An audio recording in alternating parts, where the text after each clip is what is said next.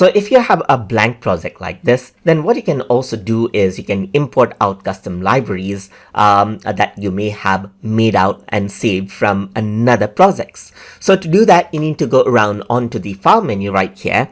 And once you go around onto the file menu, you can go around over here into open library from. So once you go around over here, you can see Google Drive is an option. And once you can click on this, what happens is that you have access to your Google Drive files right here.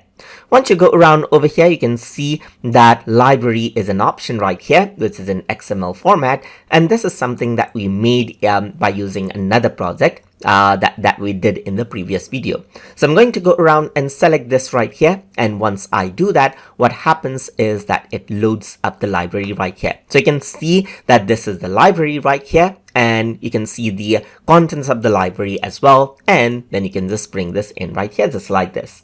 So that is how you can import out custom libraries to different projects inside of diagrams.net.